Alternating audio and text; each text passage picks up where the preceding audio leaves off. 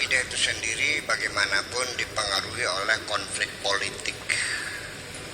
Konflik politik, yaitu ketika terjadi kelaparan, kemiskinan, orang susah makan. Pertanyaannya, siapa yang bertanggung jawab terhadap kesengsaraan ini? Apakah itu salah kebijakan pemerintah atau memang kodratnya seperti itu? Siapa yang membuat kita miskin? Ini, nah, kalau orang yang oposisi akan mengatakan kemiskinan kita akibat dari salah kebijakan pemerintah. Ya begitu kan? Lain kalau kemiskinan kita karena gagal panen, karena hama, itu ceritanya lain lah. Jadi artinya kenapa orang Islam itu jadi bodoh? Apakah memang takdirnya dari dulu sudah ada ketentuan qada dan qadar Allah bahwa si fulan ini bodoh, atau memang karena salah kebijakan pemerintah? Iya. Nah, bagi yang oposisi akan mengatakan bodohnya umat Islam Indonesia karena kebijakan politik pemerintahnya tidak mementingkan sektor pendidikan. Anggaran belanja negaranya hanya 10%. Yang lainnya untuk pembangunan yang lain-lainnya. Sehingga pendidikan tidak bermutu.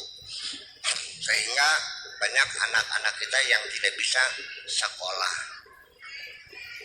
Yang pro pemerintah akan mengatakan bahwa orang itu kaya dan miskin Allah yang menentukan, bodoh pintar Allah yang menentukan, sakit sehat Allah yang menentukan, pemerintah tidak punya kesalahan.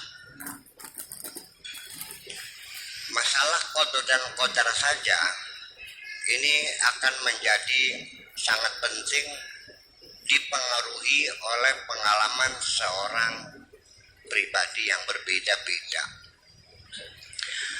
Kalau orang yang usahanya selalu lancar-lancar saja, tidak ada kesulitan. Memilih ormas saja, kalau orang usahanya lancar, memilih ormas Muhammadiyah. Kalau yang usahanya gagal melulu, milih mazhabnya mazhab Jabariyah. Kalau nanti yang kadang-kadang berhasil, kadang gagal, milihnya ormasnya NU.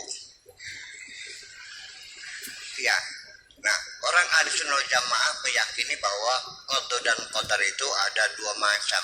Ada qada yang mubram, ada yang qada ghairu mubram. Qada yang mubram itu qada yang bisa dirubah oleh Allah di kemudian hari. Kalau qada yang murad itu tidak bisa dirubah lagi. Nah, inilah apakah akidah yang semacam ini yang ingin kita perbaiki? Saya kira bukan itu yang perlu diperbaiki. Akidah yang perlu diperbaiki sekarang adalah akidah yang berimplementasi dalam kehidupan kita bernegara. Itu yang penting. Sebab kalau itu mah tidak mengganggu orang.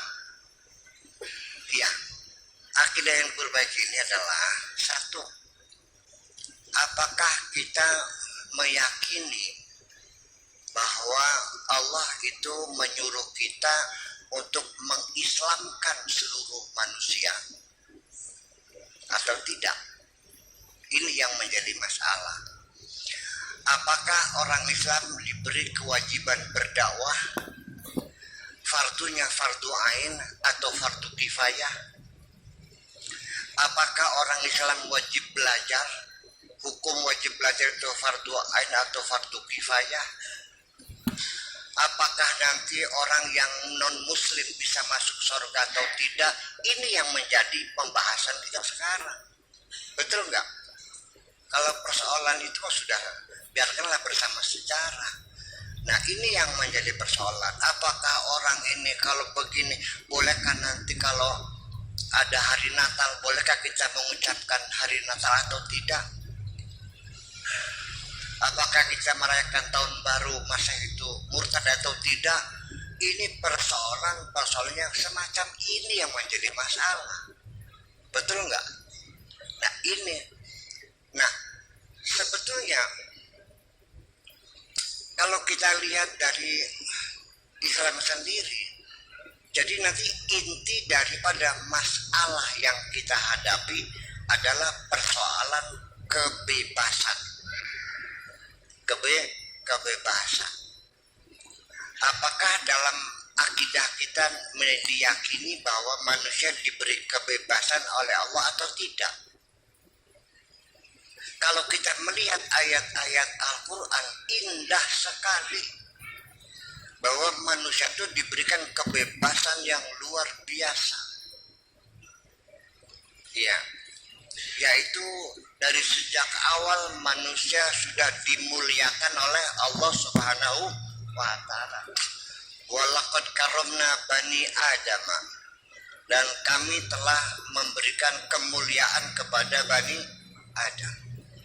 Sangat mulia sekali bahwa manusia ini adalah makhluk Allah yang paling mulia. Sebagai bukti Allah membuat manusia paling mulia, Allah menyebutkan wa idza sawaitu wa nafakhtu fihi min ruhi.